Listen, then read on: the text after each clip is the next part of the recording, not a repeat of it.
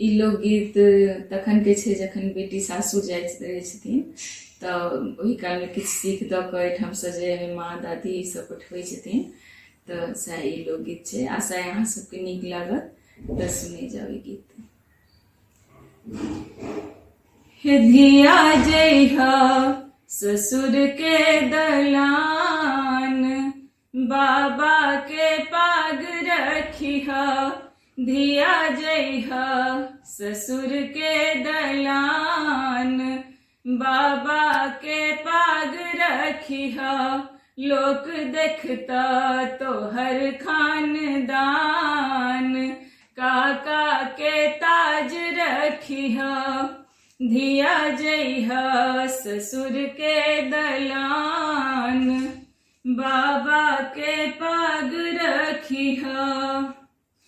बारहन के हाथ में ने नहीं उठिहा, बारहन के हाथ में ले नहीं उठिहा। अंगना बहारी पुनी सबके जगबिहा, अंगना बहारी पुनी सबके जगबिहा। अंगना बहारी पुनी सबके जगबिहा। हे धिया सासू के करिहा प्रणाम, बाबा के पाग रखिहा। धिया सासू के करिहा प्रणाम, बाबा के पाग रखिहा। धिया जइहा ससुर के दलान, बाबा के पाग रखिहा। जे किछु कोन साग भानस बनबिहा, जे किछु कोन साग भानस बनबिहा। सबके खुआई पुनी अपने तू खइहा, सबके खुआई पुनी अपने तू खइहा।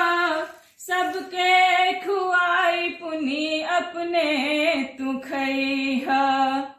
हे धिया कनिको ने करिहा गुमान, बाबा के पाग रखिहा। हे धिया कनिको ने करिहा गुमान, बाबा के पाग रखिहा। लोक देखता तोहर खानदान, काका के ताज रखिहा। धिया जइहा ससुर के दलान, बाबा के पाग रखिहा। बूढ़ी सूढ़ी के अंगना बजबिहा, बूढ़ी सूढ़ी के अंगना बजबिहा। बैसक दे हुनकर चरणों दबबिहा, बैसक दे हुनकर चरणों दबबिहा।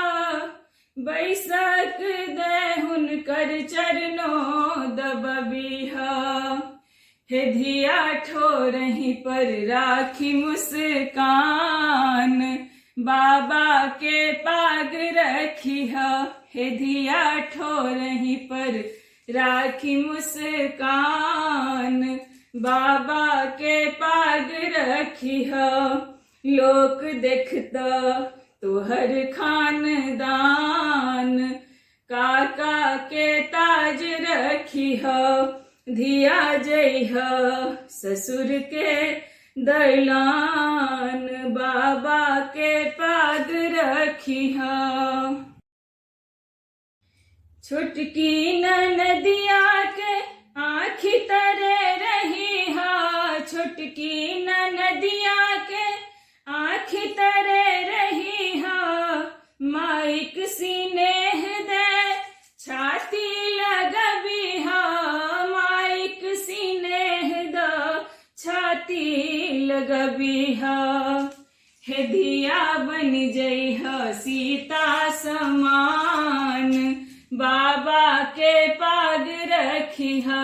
धिया बन जइहा सीता समान, के पाग रखी धिया जइह ससुर के दलान।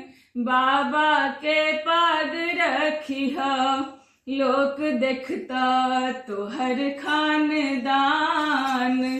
काका के ताज रखी धिया जइह ससुर के दलान। बाबा के पाग रखी धिया जइह ससुर के दलान। बाबा के पाग रखी